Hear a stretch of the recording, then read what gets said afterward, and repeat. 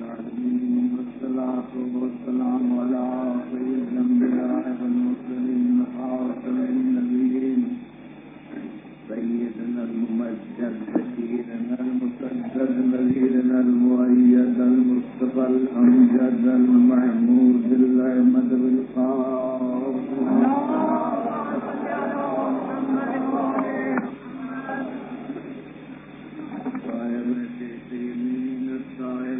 المعصومين لا سيما على صاحب الدعوة النبوية والصولة الهيدنية والإسمة الفاطمية والعلم اللدنية والشجاعة الحسينية والصبر السجادية والآثار الباقرية والمعاصر الجعفرية والعلوم القاذمية والوجد الغزلية والجود السخرية والنقاوة النقدية والهيبة العسكرية والغيبة الولاية القائم بالدنيا. أما بعد فقد قال الله سبحانه وتعالى في كتابه المحكم وخطابه المتقن وقوله أحسن.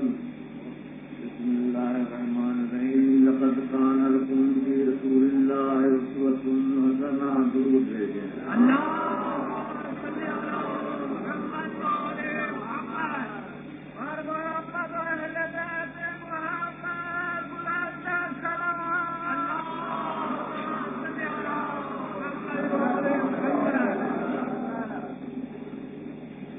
مسئلہ کل کی تقریر سے منسلک اور مربوط ہے کہ انسان کو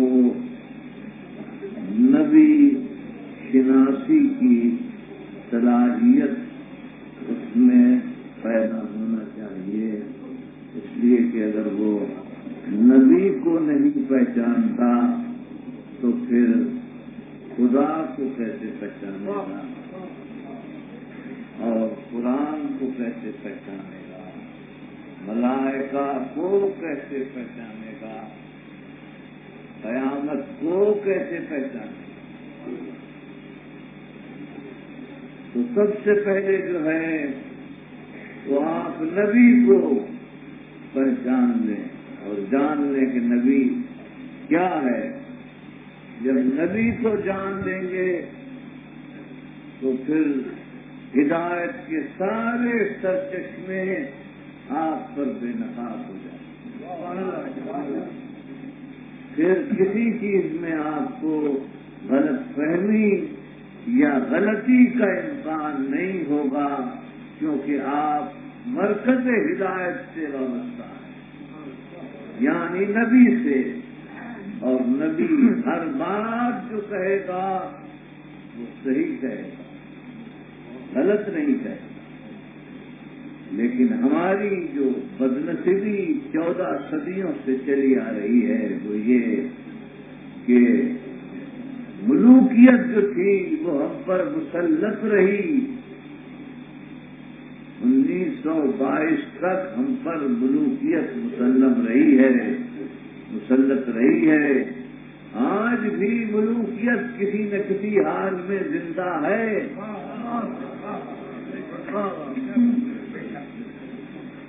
اور وہ اسلام جو ملوکیت ختم کرنے کے لیے آیا تھا کتنا بڑا المیہ ہے کہ وہ اسلام جو ملوکیت ختم کرنے کے لیے آیا تھا اسی اسلام میں 14 صدیوں سے اب تک ملوکیت چلی آ رہی ہے اور لوگ اس کی تعریف پر تعریف کیے جا رہے ہیں. خود دلس میں قیصر و کسریٰ شکست، خود برسرے تخت ملوکیت نشست. خود ہی تو قیصر و کسریٰ کا تخت تم نے توڑا اور خود ہی اس کی سجاوٹ بن گئے. اور آج ان لوگوں سے جہاں ملوکیت ہے اجتناب کرنا چاہیے، گریز کرنا چاہیے، اس کی طرف پردہ امداد کی جا رہی ہے جو اسلام کے بالکل منافی ہے۔ اسلام میں اور ملوکیت میں اجتماع کبھی نہیں ہو سکتا۔ جہاں بادشاہ ہے وہاں خدا نہیں، جہاں خدا ہے وہاں بادشاہ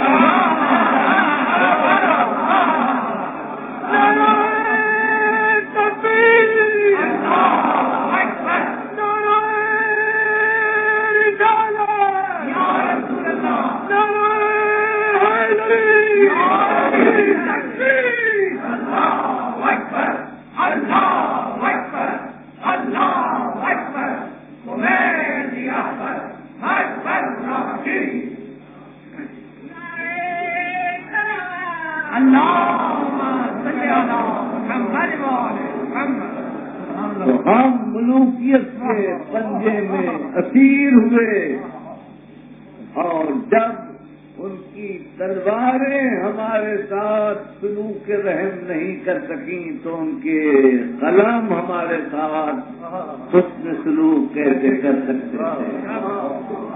لہذا ایک طرف تو تلواروں سے گردنیں کاٹی گئیں اور زبانیں کاٹی گئیں، اور دوسری طرف تحریروں سے خدا کے منشا اور خدا کا مقصد اور خدا کی شریعت کو ختم کیا گیا۔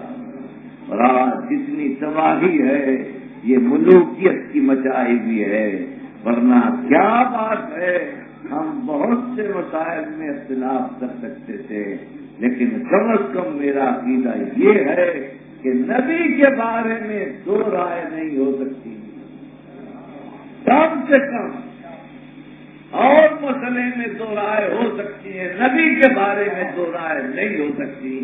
لیکن مصیبت یہ ہے کہ نبی کے بارے میں دو رائے نہیں بلکہ کئی رائے ہو گئی۔ کیوں ہو گئی؟ یہ ملوکیت نے نبوت کے ساتھ کیا سلوک کیا؟ پہلے وہ جاہلیت کے روپ میں آئی اور ملوکیت کو بٹانا چاہا، اور ہر طرف سے اس نے حملہ کیا، جاہلیت نے ہر طرف سے حملہ کیا۔ بدر سے لے کر حنین تک کون تھا؟ جاہلیت تھی جو لڑ رہی تھی۔ جب وہاں شکست کھا گئی تو ملوکیت کا روپ دھار لیا۔ وہی جاہلیت جو فتح مکہ میں مسلمان ہو گئی تھی بعد میں سلطان ہو گئی۔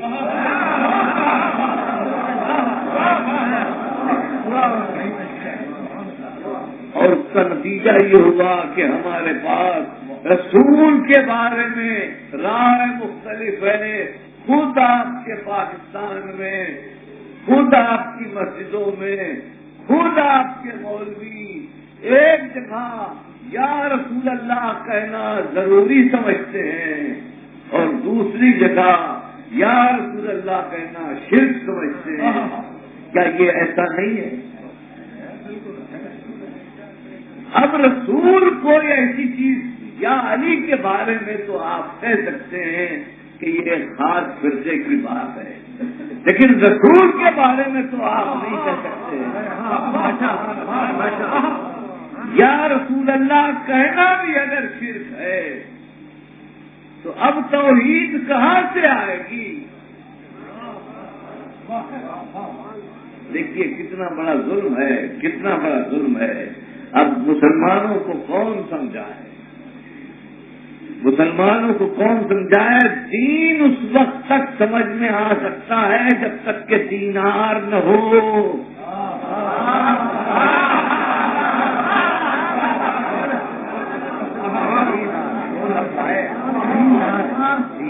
مگر دینار کے آگے کوئی بار نہیں چلتا۔ میں کیا کروں؟ بھلا آپ خود سوچیں، آپ سمجھیں کہ یا رسول اللہ کہنے سے شرک ہو سکتا ہے؟ وہ کہتے ہیں کہ اللہ کے سوا کسی کو نہ پکارو۔ ہم بھی یہی چاہتے ہیں کہ اللہ کے سوا کسی کو نہ پکارے۔ ہمیں کیا تکلیف ہے اگر ایک آدمی ہمارا کام کر دیتا ہے تو دوسرے کو پکارنا ضروری ہے. اگر آئی جی ہمارے پاس ہر وقت موجود ہو تو ہم ایس ایچ او کے پاس ضرور جائیں گے, مگر آئی جی ملتا نہیں بغیر ایس ایچ او کے, اس لیے ہم اس کے پاس جاتے ہیں.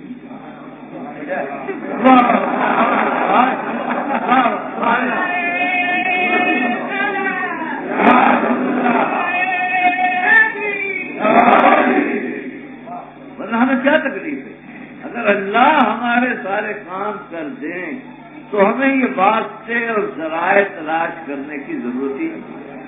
ہمارے سارے کام پورے ہو جائیں, اللہ ہمارے کام پورے کرتے ہیں, سارے کام اللہ تو پھر ہمیں ضرورت نہیں ہے کہ ہم کسی غیر کے پاس آئیں گے. ہمیں رسول کی کیا ضرورت ہے؟ دوسروں کی کیا ضرورت؟ پورے کرتے تو ہمیں پھر چاہیے کیا؟ مگر اللہ تو کام پورے کرتا ہی نہیں.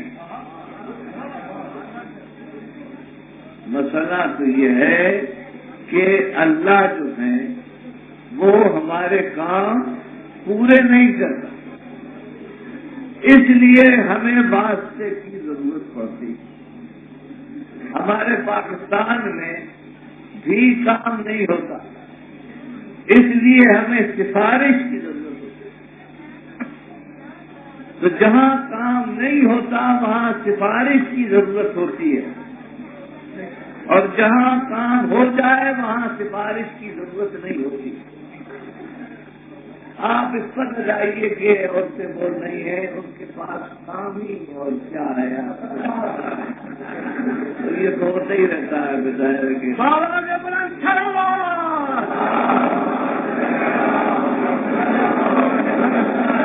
اور محمد اہل بیت محمد بلند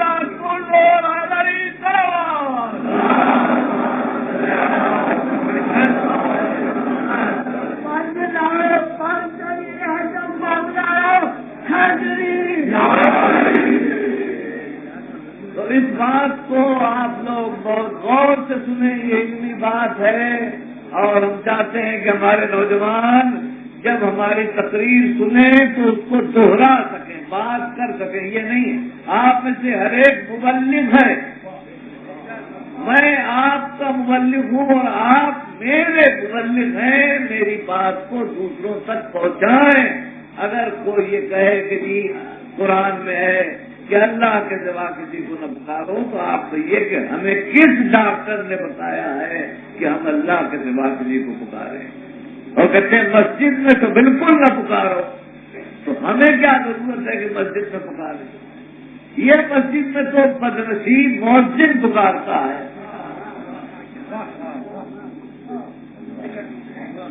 ہم تو چاہتے ہی نہیں کہ اذان میں اللہ کے سوا کسی کا نام آئے.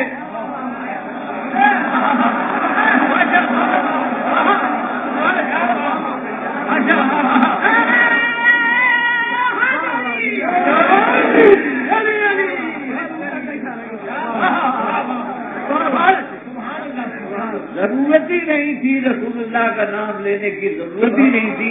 اللہ اکبر کافی تھا. یہ تو خام خواہ رسول کا اضافہ ہوا. دو صورتیں ہیں, یا رسول نے اپنے نام کی شہرت کے لیے ایسا کیا یا آپ کے دین کا فیصلہ. اپنے نام کی شہرت کے لیے ایسا کیا یا اللہ نے ایسا چاہا.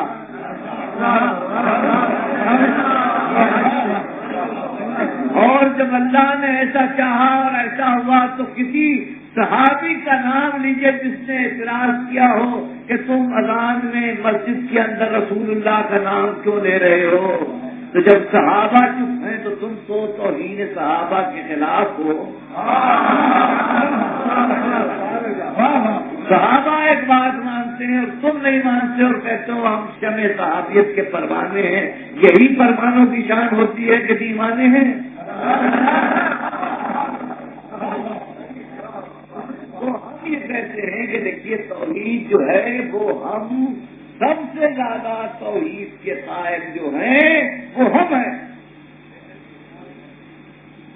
اللہ ہر گناہ معاف کر دے گا سوائے شرک کے. ہمیں ڈاکٹر نے بتایا ہے کہ ہم شرک کر کے جہنم جائیں، یعنی نماز ہم پڑھتے ہیں اسی خیال سے کہ جنت ملے، روزہ جنت ملے، حج جنت ملے، زکوٰۃ جنت ملے، حتیٰ کہ یہ جو مجلسیں ہیں، رونا ہے، یہ بھی اسی لیے کہ جی ہمیں جنت ملے۔ اگر مجھے یہ معلوم ہو جائے کہ یہ سب بیکار ہے کیونکہ میں شرک کرتا ہوں، مشرک ہوں، تو مجھے کسی ڈاکٹر نے بتایا کہ میں ضرور یہ شرک کر کے جہنم خریدوں۔ سب سے پہلے میں آدمی ہوں گا جو کہوں گا کہ بھائی خدا کے لیے تم جہنم جانا چاہتے ہو جاؤ، میں نہیں جاؤں گا، میں کم از کم ایسی کوئی بات نہیں کروں گا جو خلاف توحید ہو۔ توحید تو ہماری جان اور روح ہے، اور دنیا نے توحید تو ہمارے گھر سے لی ہے، الٹا سبق ہمیں پڑھاتے ہیں، کوثر کے اوپر گنگا کی مجال کے چیٹے اڑائے،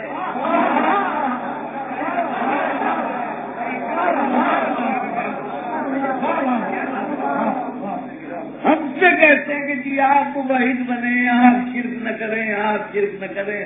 ہم سے زیادہ توحید جو ہے وہ کس کے گھر میں ہوگی، کس خاندان میں ہوگی؟ ہمارے خاندان سے توحید نکلی۔ آپ جانتے ہیں کہ ہر صحابی کے ساتھ رضی اللہ تعالیٰ عنہ لکھا جاتا ہے، ہم بھی لکھتے ہیں رضی اللہ تعالیٰ عنہ، لیکن حضرت علی کے ساتھ جتنے سواد اعظم کے علماء ہیں وہ رضی اللہ تعالیٰ عنہ نہیں لکھتے بلکہ کرم اللہ وجہہ لکھتے ہیں۔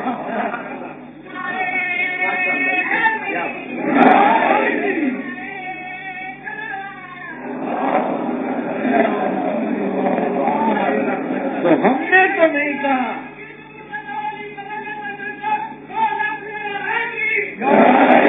ہم نے تو نہیں کہا کہ آپ رضی اللہ تعالیٰ عنہ کے بجائے کرم اللہ وجہہ لکھیں، ہم نے نہیں کہا۔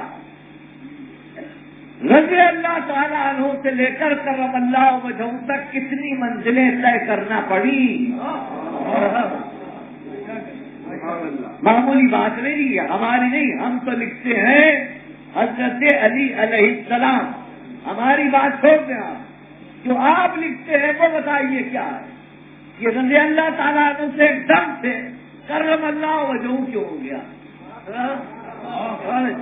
کس وجہ سے ہوا؟ تو وجہ ہونا چاہیے، کیا فرق تھا دوسرے صحابی میں اور علی میں؟ حضرت ابو بکر بھی سابق الاسلام، علی بھی سابق الاسلام، پھر کیا بات ہے کہ ایک رضی اللہ تعالیٰ عنہ اور ایک کرم اللہ وجہہ کیوں ہے؟ سابق الاسلام تو دونوں ہیں، تو وہ رضی اللہ ہے، وہ کرم اللہ ہے، کیا بات ہے؟ کرم اللہ اور رضی اللہ میں کچھ فرق نظر آتا ہے کہ نہیں؟ وہ کہتے ہیں جناب بات یہ ہے کہ سچی چیز اور سچی بات یہ ہے کہ یہ مولا علی کی کرامت ہے کہ آپ کا سر کبھی بتوں کے آگے جھکا نہیں۔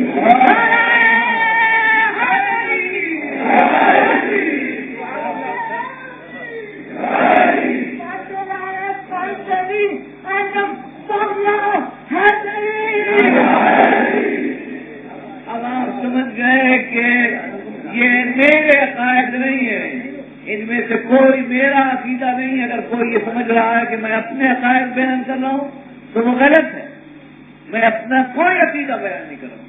یہ جو سواد اعظم کا عقیدہ ہے وہ میں بیان کر رہا ہوں کہ وہ کہتے ہیں کہ کیونکہ مولا علی کا چہرہ بتوں کے آگے جھکا نہیں، اس لیے اس کے معنی کرم اللہ ہو، اللہ نے بزرگ کیا ان کا چہرہ، رضی اللہ کے معنی اللہ راضی ہوا ان سے، اور کرم اللہ وجہہ کے معنی یہ ہے کہ اللہ نے بزرگ کیا ان کا چہرہ، یعنی وہ بتوں کے آگے کبھی جھکے نہیں، بلکہ ان کی روایت میں ہے جس کی تصدیق ہماری روایت سے نہیں ہے کہ جب فاطمہ بنت اسد کعبے میں بتوں کے آگے جھکنا چاہتی تھی، یہ ہماری روایت نہیں ہے، انہی کی روایت ہے، جھکنا چاہتی تھی تو علی شکن نادر میں اس طرح کروٹ لیتے تھے کہ وہ بتوں کے آگے جھک نہیں پاتے تھے۔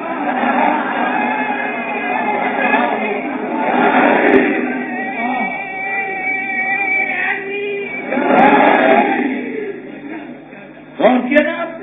تو یہ مقام امام علی کا ہے کہ کرم اللہ وجہہ، یعنی ان کے لیے یہ ہے کہ آپ نے کبھی بتوں کو سجدہ نہیں کیا، تو اب ہم سے کہتے ہو کہ توحید لاؤ، ہم سے کہتے ہو کہ توحید لاؤ۔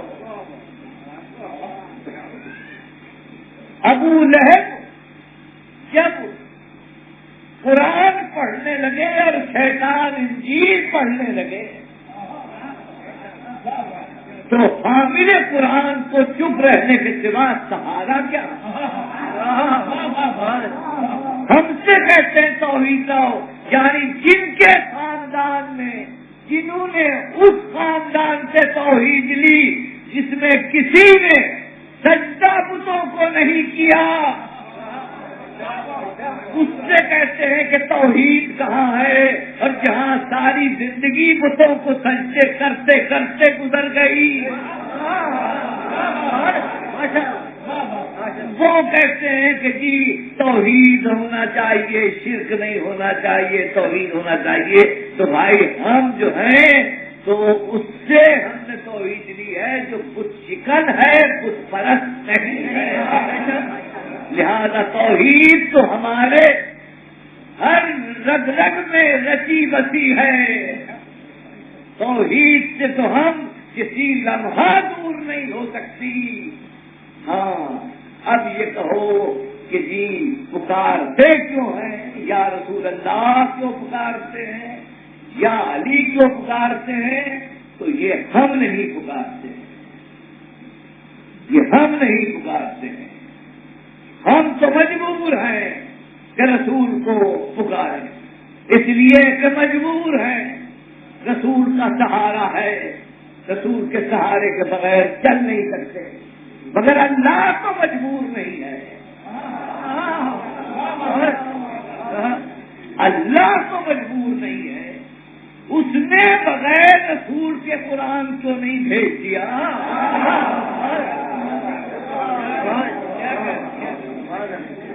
اس نے بغیر رسول کے تبلیغ کیوں نہیں کر دی، وہ تو قادر ہے، یعنی ہم جو مجبور ہیں تو قصوروار ہیں، اور اللہ جو قادر ہے اس کا کوئی جرم نہیں،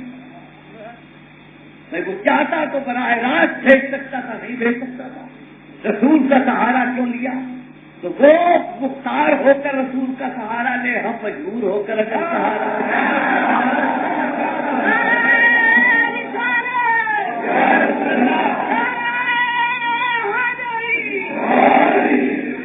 کہتے ہیں کہ اچھا رسول کو پکار لیجئے، اس لیے کہ اذان میں بھی رسول ہیں، اور بہرحال رسول کی جو پوزیشن ہے وہ تو آپ جانتے ہیں، مگر یہ علی کہاں سے نکل آئے؟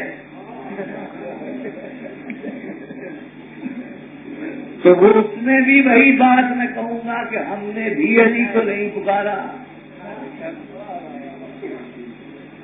ہم نے بھی علی کو نہیں پکارا،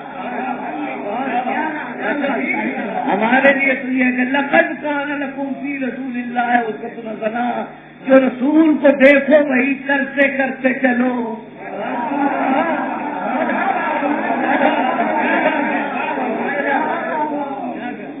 تو آپ خود سوچیں، یعنی ہم چاہتے ہیں، دیکھیے دیوبندی، بریلوی، حنفی، مالکی، شافعی یہ سب ہمارے بھائی ہیں، ان کا خون، ان کی جان، ان کا مال، اس کا احترام آپ پر واجب ہے، جس نے کسی مسلمان کو قتل کیا اس نے ابدی جہنم حاصل کیا، جس نے کسی مسلمان کے مال کو لوٹا وہ جہنم میں چلے گا، یہ ہمارا عقیدہ ہے، ہم سب کو مسلمان اور سب کو بھائی سمجھتے ہیں اور آپس میں متحد اور متفق رہنا چاہتے ہیں، اگر اختلافات ہیں تو اس کو علمی طور پر سلجھایا جا سکتا ہے، اسی لیے ہماری دعوت ہے کہ آپ لوگ وہاں جائیں، ان کی تقریروں میں جائیں، سنیں، یہ میں خاندانی دین کا قائل نہیں، میں ایمانی دین کا قائل ہو سکتا ہے کہ میں آپ کو گمراہ کرتا ہوں، آپ کو غلط راستے پر لے جاتا ہوں، آپ ان کی تقریریں سنیں اور پھر میری تقریر سنیں، مقابلہ کریں، دلیل کی بات دلیل سے ہوگی، برہان کی بات برہان سے ہوگی. اسی طرح ان کا بھی فرض ہے کہ آئیں اور سنیں. یہ ہم سب کہتے ہیں کہ مان لیں مگر کم از کم جان لیں.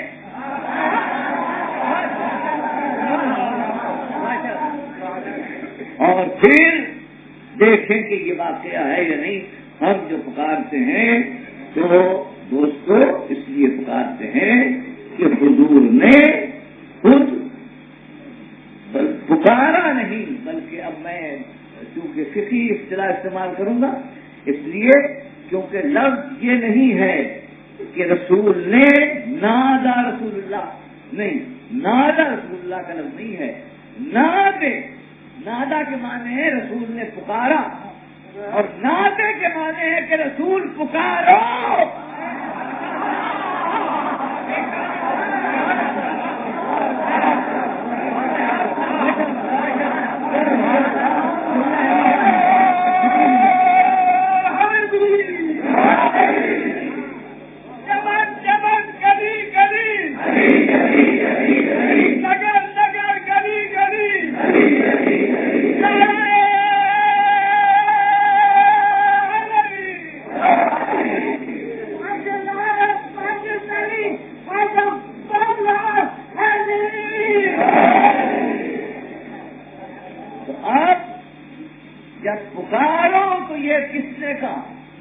جبریل کی ہمت نہیں کہ رسول سے کہے کہ پکارو، خدا نے کہا کہ پکارو. تو اب رسول نے ہی نہیں پکارا بلکہ خدا نے رسول سے پکروایا. رسول سے پکروایا تو پھر ہم تابع رسول ہیں، ہم نے بھی پکارا. اور ہم ہی نے نہیں پکارا، تم نے بھی پکارا. پکارا سب نے. یہی تو کمال ہے. حق کا کمال کیا ہے کہ یعلو ولا یعلا، بلند ہوتا ہے اس کو بلند کیا نہیں جاتا. اب حق کو یعلو ولا یعلا، حق بلند ہوتا ہے اس کو بلند کرنے کی ضرورت نہیں ہوتی. پکارنے کی بات جہاں تک ہے کہ ہم نے بھی پکارا اور تم نے بھی پکارا. فرق یہ ہے کہ ہم نے محبت سے پکارا، تم نے ضرورت سے پکارا.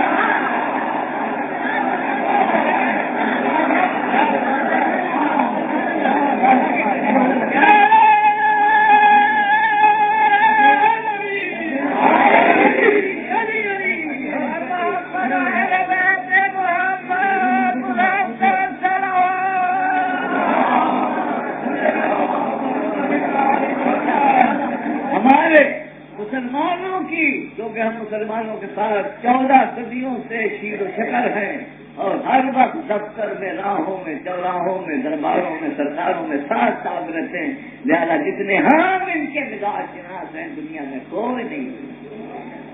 ہمارے مسلمان بھائی بہت اچھے ہیں، بہت موقع شناس ہیں.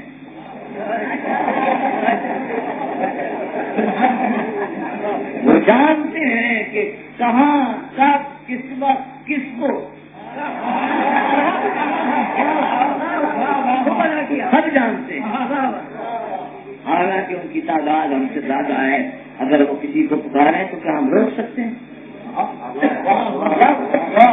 آپ خود سوچیں، اگر آپ 2 کروڑ ہیں تو وہ 4 کروڑ، 4 کروڑ جس کو چاہے پکارے، کون روکے؟ کوئی نہیں روکے. مگر وہ جانتے ہیں مسلمان صاحب اسلام ہوتا ہے، صاحب عقل ہوتا ہے. وہ جانتا ہے کہ موقع کیسا ہے. جب مسلمان راحت کے عالم میں ہوتا ہے تو اس کی تاریخ دیکھیں آپ، تو کہتا ہے کہ ہم نے ایران کو حملہ کیا، روم کو ہلا دیا، دنیا کو ہلا دیا اور روس کو قبضے میں کیا اور چین پر پرچم لہرایا اور دنیا میں ہم آگے بڑھ جائیں گے.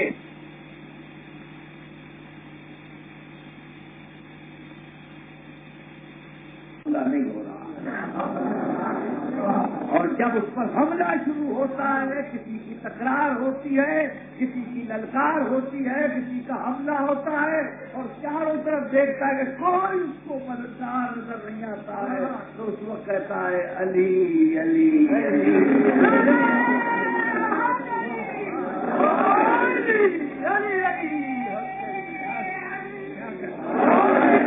پرانی تاریخ ہے.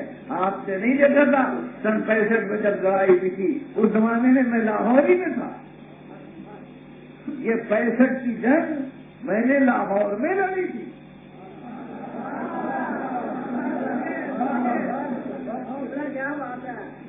تو میں یہی تھا, میں نے دیکھا تھا کہ ریڈیو سے ٹی وی سے, ابھی ریڈیو پر تو ہمارا کنٹرول نہیں ہے نا, ٹی وی پر تو ہمارا کنٹرول نہیں ہے نا, فوجیوں پر ہمارا کنٹرول تو نہیں ہے نا. فوجیوں میں بھی اکثریت دوسروں کی ہے, پولیس میں بھی اکثریت دوسروں کی ہے. ہم نے کب کسی کی اکثریت نہیں مانی.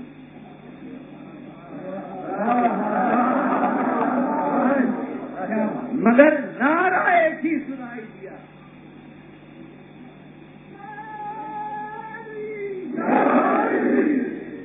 تو ہم نے کسی سے کہا تھا یا ہم نے دباؤ ڈالا تھا کہ آپ ضرور ایسا کریں, مگر مسلمان جانتا تھا کہ کب کہاں کس وقت کس کو.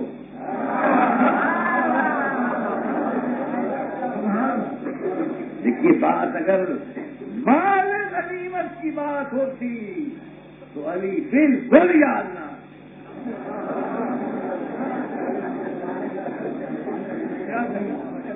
تو پھر مالدار لوگ یاد آتے, سرمایہ دار لوگ یاد آتے, اس وقت کبھی علی یاد نہ.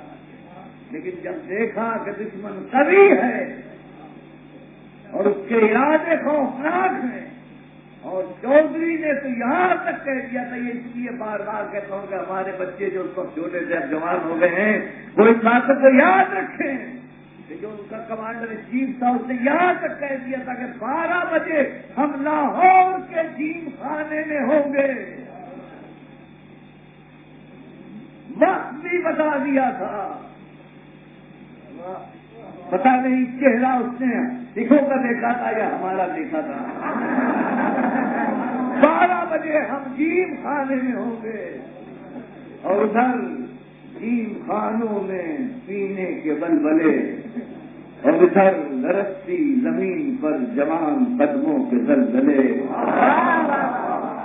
ادھر بڑھتے ہوئے سنگینوں کی سنانے, اور ادھر ابھرتے ہوئے سینوں کی چٹانیں, ادھر کفر کا عسکر, ادھر ایمان کا لشکر, ادھر کرشن کے پجاری, ادھر رحمت باری, ادھر گنگا کے متوالے, ادھر کوثر کے پیالے, ادھر جانسن کے اشارے, ادھر پنچتن کے سہارے.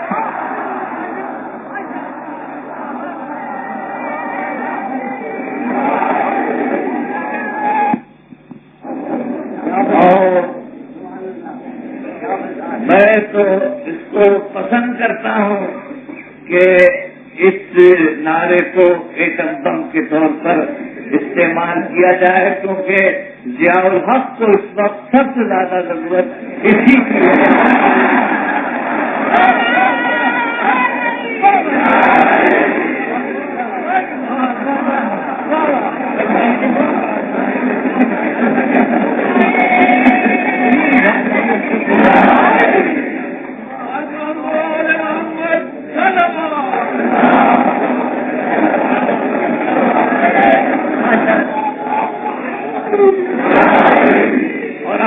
دیکھیں کہ دیکھیے ہر چیز کا ایک اثر ہوتا ہے. یہ جو نعرے لگاتے ہیں یہ ہم خام مخواہ نہیں لگاتے. آپ کو پتا ہے کہ 1400 سال سے ہم رو رہے تھے اور لوگ کہتے تھے یہ روتے ہیں روتے ہیں روتے ہیں, ان سے کچھ نہیں ہوگا. اس کے بعد جب ایران میں انقلاب آیا تو آپ نے محسوس کیا کہ وہی اشک جیسے وہ طوفان کے سانچے میں ڈلے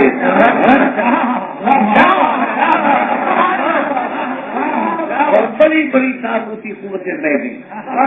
تو یہ واقعات جو ہم دہراتے ہیں ضروری نہیں کہ آج ہی اس کا کوئی نتیجہ نکل آئے. کبھی 14 سال 100 کے بعد نکلتا ہے, کبھی 1500 سال کے بعد آتا ہے. ابراہیم نے 2000 سال پہلے رسول کی دعا کی تھی اور 2000 سال کے بعد رسول آیا تھا. تو اکثر دعائیں پہلے ہوتی ہیں اور منتظر بعد میں آتا ہے. تو اب جو ہم اپنے نوجوانوں کو اور بچوں کو جو نعرے کی عادی بناتے ہیں تو اس کی وجوہ ہے, اسباب ہیں. اب اگر میں آج ہی کہہ دوں کہ میں امریکہ پر حملہ کرنا چاہتا ہوں تو پاکستان کے لیے مصیبت ہو جائے، سارے ملک کے لیے آفت ہو جائے، تو میں یہ اعلان کیوں کروں؟ حالانکہ میرا ارادہ ہے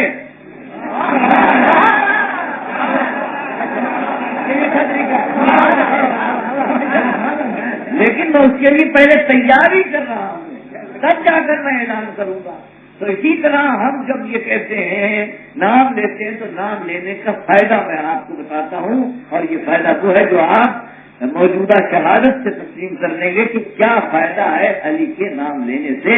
میں نے ایک سپاہی سے جو میرا ہم مذہب نہیں تھا، میں نے اس سے یہ کہا کہ آپ کتنا بڑا جہاد کرتے ہیں، نعرہ تکبیر لگاتے ہیں، اچھا کام کرتے ہیں، ایک بدعتی نعرہ ہے نعرہ حیدری، اس کے لگانے کی کیا ضرورت ہے؟ جب مولوی بگڑ رہے ہیں، آپ کے ناراض ہیں، تو آپ اس کو ترک کر دیجیے۔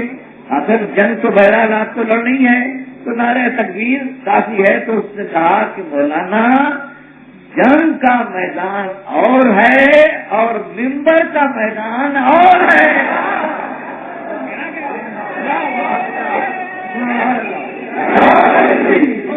کیونکہ مولوی صاحبان کو کبھی میدان جنگ میں آنے کی توفیق نہیں ہوئی، اس لیے ان کو پتا نہیں کہ ہم کو کون سا حربہ کس وقت استعمال کرنا پڑتا ہے۔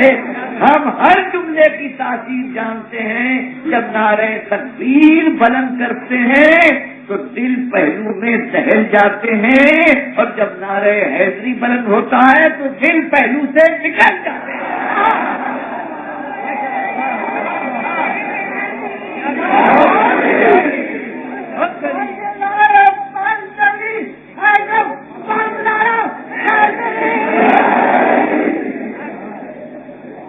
اب یہ مسئلہ ہے کہ میں اس کے نتیجے پا رہا ہوں کہ اس کی تاثیر جو ہوتی ہے علی کی بات، حسین کی بات جو ہم کرتے ہیں، اس کا فائدہ کیا ہوتا ہے۔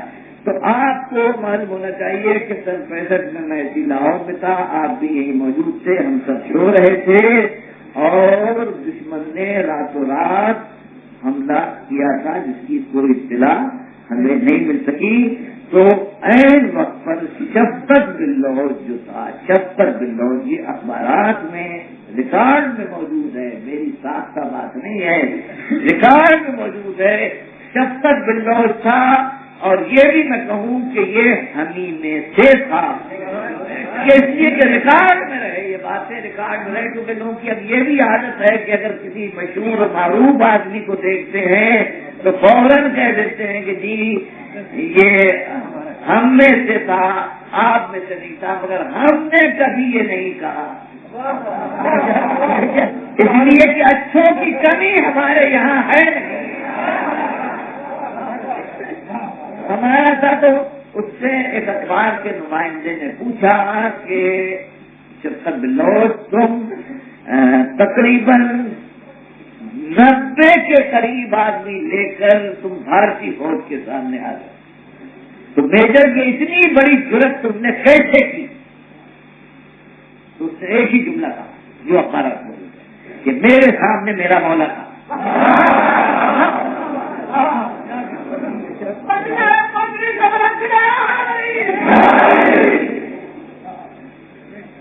اب آپ دیکھیے کہ ہم تو مدارس پڑھتے ہیں اور یہ میجر جنرل آتے ہیں مدارس میں سنتے ہیں، تو اس نے کہا کہ میرے سامنے میرا مولا تھا، میرا مولا جو تھا وہ 72 آدمی لے کر آیا تھا اور میں تو 90 آدمی لے کر آیا۔ دیکھا آپ نے کب کی بات کہاں اثر انداز، یہ ہمارے ذکر بیکار نہیں جاتے، بیکار نہیں جاتے۔ انہی بچوں میں فوجی بنیں گے، انہی بچوں میں ڈاکٹر بنیں گے، انہی بچوں میں سارے مستقبل کے جتنے شعبے ہیں اس میں کامیاب بنیں گے۔ تو ان کے ذہنوں میں بات ڈالتے ہیں کہ اگر فوجی بنو تو کبھی دشمن کی فوج سے خوف کر رہا ہو، ادھر 30,000 تھے اور ادھر 72 تھے، اور 72 میں کوئی نہیں ڈرتا تھا اور وہ سب ڈرتے تھے۔ 72 میں ایک نہیں ٹوٹا، ایک بھی ٹوٹ جاتا تو کوئی تعجب کی بات نہیں۔ اگر حسین کے سب ٹوٹ کے چلے جاتے تو کوئی تعجب کی بات نہیں. جہاں پانی نہ ہو، جہاں کھانا نہ ہو، وہاں سے ٹوٹ کے جانا ہی چاہیے. کوئی حیرت کی بات نہیں. اگر حسین کو لوگ چھوڑ دیں کوئی حیرت کی بات نہیں. جب پانی نہیں، کھانا نہیں. لیکن یہ الٹی بات کیا ہے کہ جو وہاں کا کرنل ہے 1000 کا جس سے سالار ہے، وہ اپنی جگہ سے چلتا اور کہتا ہوں میرے صاحب کیا کوئی سلو کی امید نہیں ہے؟ عمر صاحب نے کہا بھائی میں تو چاہتا ہوں کہ سلو ہو جائے لیکن تمہارا امیر نہیں مانتا. تو خود نے اپنا آگے بڑھایا گھوڑا اور ایک شخص کہتا ہے کہ میں نے کہا کہ تم کہاں پر ہے؟ اگر اس سے پوچھتا کہ کوفے میں سب سے بڑا بہادر کون ہے تو میں کہتا تم کہاں پر ہے؟ کہا میں اس لیے کہاں پر ہوں کہ ایک طرف جنت ہے اور ایک طرف جہنم ہے. اور پھر آواز دیتا ہے بیٹا اگر ساتھ چلنا ہے تو چل. بیٹا نہیں ساتھ ہوتا ہے. غلام کو آواز دیتا ہے ساتھ چلنا اور چل. اور بیٹا غلام اور ساتھ چلتے ہیں اور رک جاتا ہے. بیٹے نے کہا کہ دادا ارادہ بدل دیا. کہا نہیں میرے ہاتھ باندھ دو.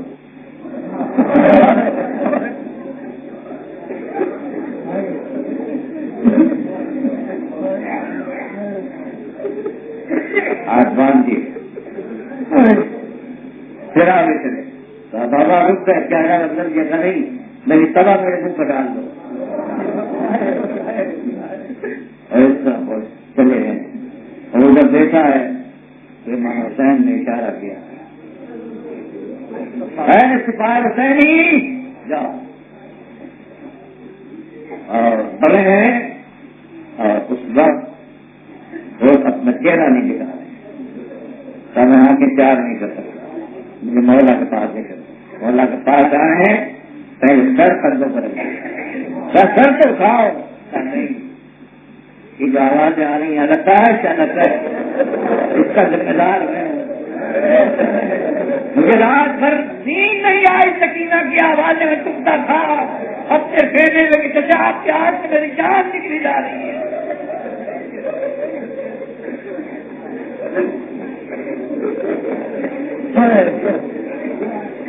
مجھے معاف کر دینا. کیا میری خطا معاف ہو سکتی ہے؟ کیا کہنا. حسین غفور تھا، حسین رحیم تھا، بخشنے والا تھا. کہاں تیری ماں نے کیا اچھا تیرا نام رکھا ہے. کیا اچھا تیرا نام رکھا ہے. دور ہے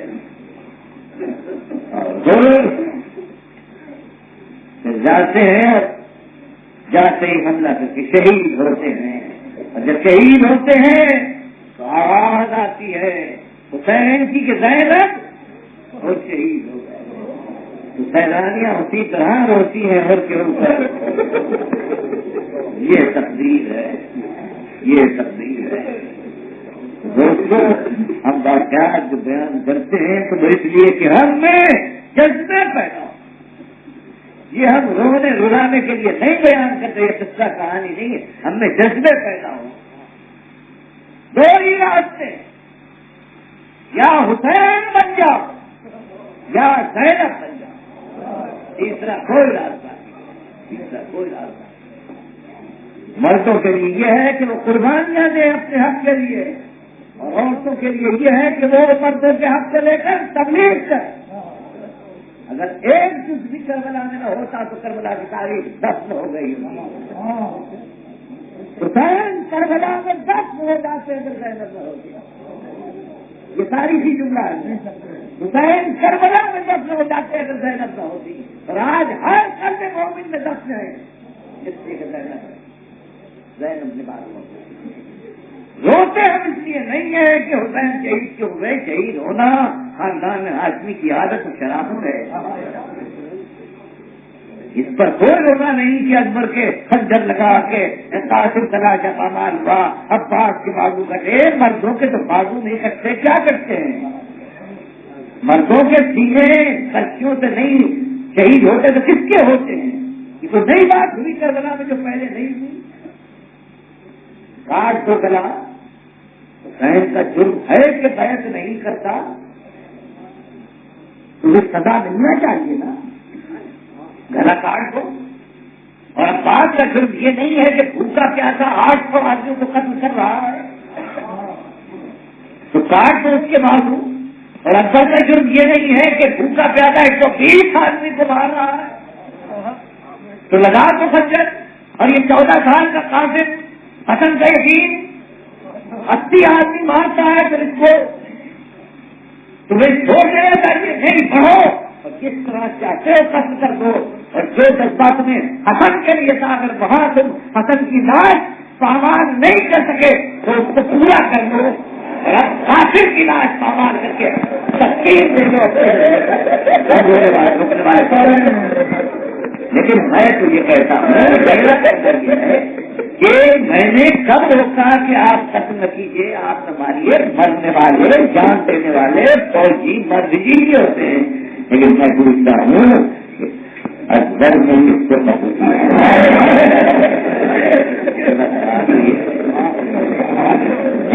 میں تو آپ سے یہ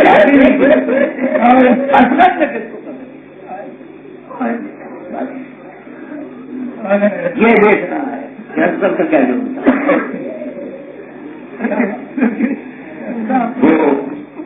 ہر مہینہ حاصل کی سزا، ہر میں پبلی سری تو کی سزا، اور اسی کا جھولے پر نہ ٹھہرنا، اور وہ آواز خیمے سے بلند ہونا، اور وہ حسین کا فرق کیا آنا کہ بہن کبھی میں زندہ ہوں. کیوں رو رہی ہو؟ تو ہم نہیں رو رہے ہیں. جو کہ آواز سنی ہے اکبر جھولے پر لیٹتے نہیں. یہ ہے منزل حسین. اکبر شریک رہو فوج میں، لے نہیں جائیں گے جب تک تم آواز کی ظاہر نہ کرو. اب گر رہے ہو، سمجھ گیا کہ جانا چاہتے ہو. اب اکبر دوست ہیں اور حسین کی خبر اکبر کو تھا کہتے بہت کیا سمجھتی تھی کہ حسین قرآن لائے ہیں،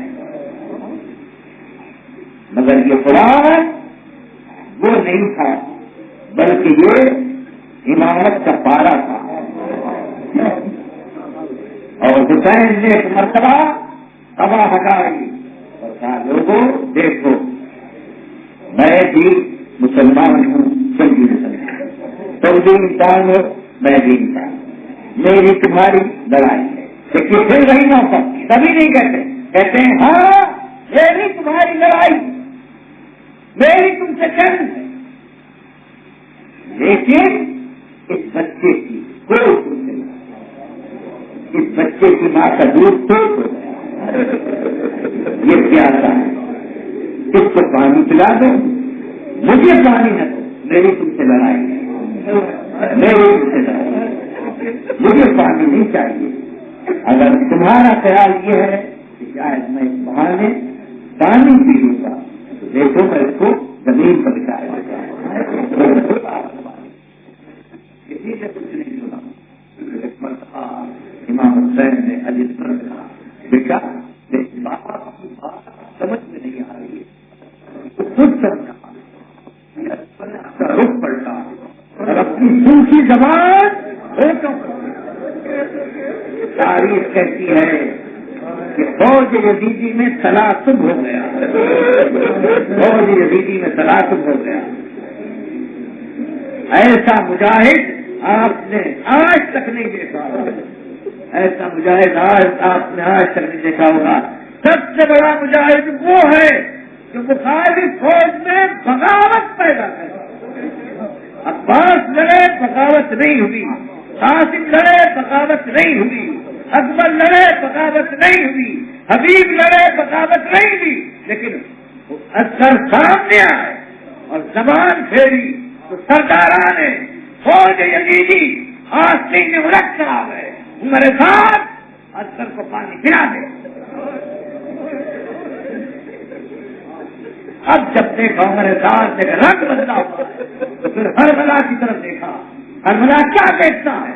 اس کا کلام حسین کے کلام کو قطع کر ہرملا نے تیر جوڑا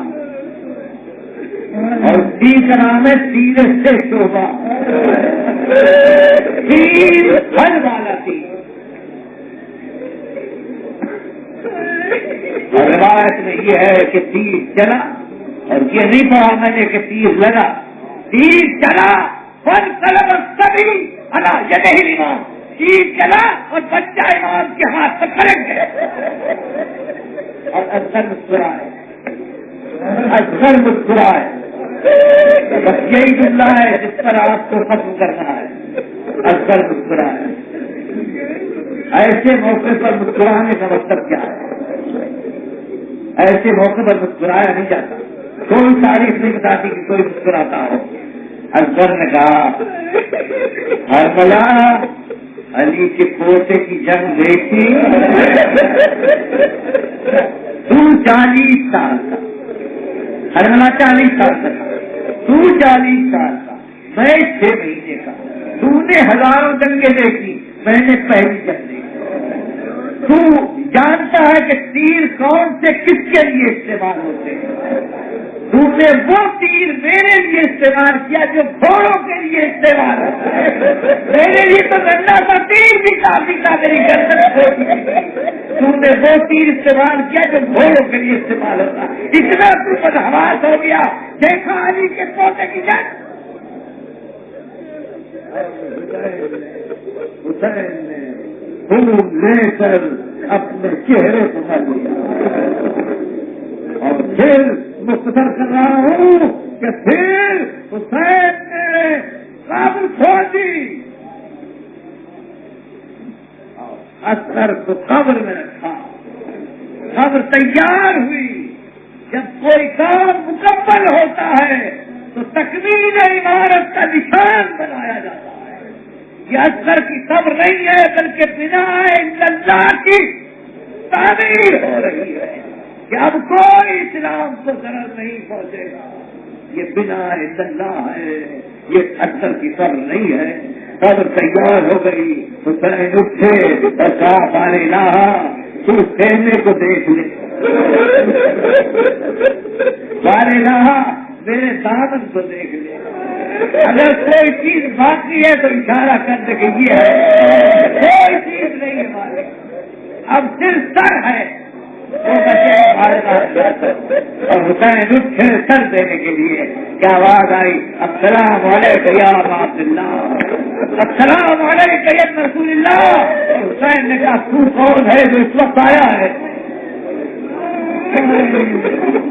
ہمارے پاس اس وقت جب عصر کا وقت ہو رہا ہے، ہم جا رہے ہیں، ہمارے مرنے میں کچھ لمحے باقی ہیں، تو ہمارے پاس آیا ہے، کوئی دنیا میں تیرا فریاد رس نہیں رہتی۔ ہمارے گھر میں جب بھی کوئی آیا اس کو کھانا ملا، پانی ملا، ہر چیز ملی، تو ہمارا امتحان لینے آیا ہے کہ حسین اس وقت کیا کر سکتا ہے؟ تو بتا، پانی کہتا ہے تو پانی، فرات کو اشارہ کروں تو بہت سے لگتا ہے، کوئی مشکل ہے تو بتا، مشکل کشا کر بیٹا،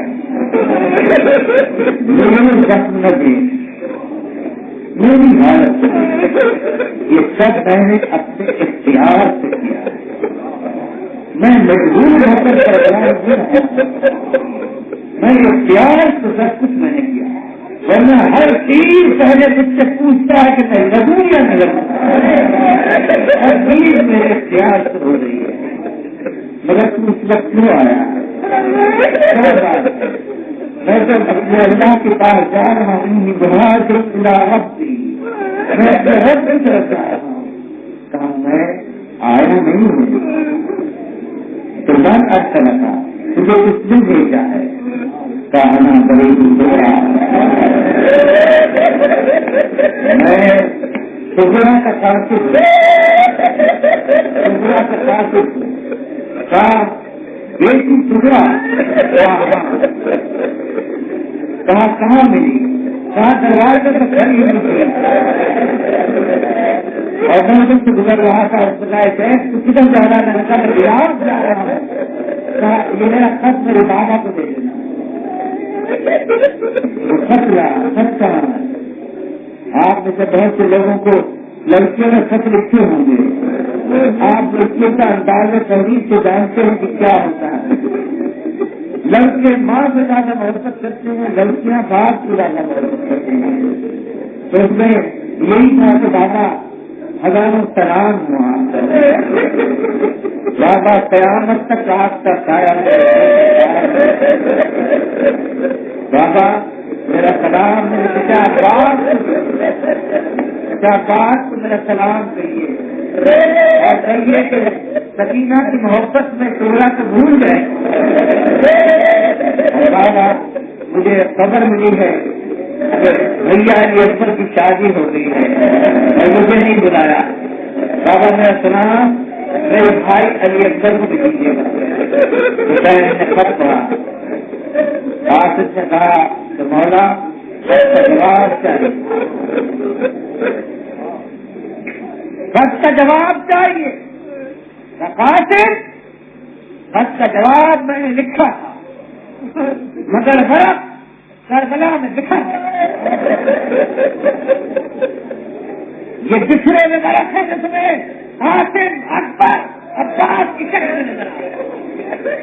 جا اور اس سے کہہ دے یہی جواب ہے میرا.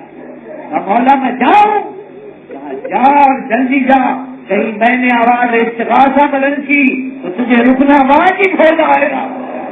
میری بیٹی انتظار کرتی رہے گی, زیادہ جلدی چلا جا. مولا میں جلدی چلا جاؤں گا مگر ایک لمحے کی اجازت دیجیے. آپ بتا مولا دروازے پر کھڑی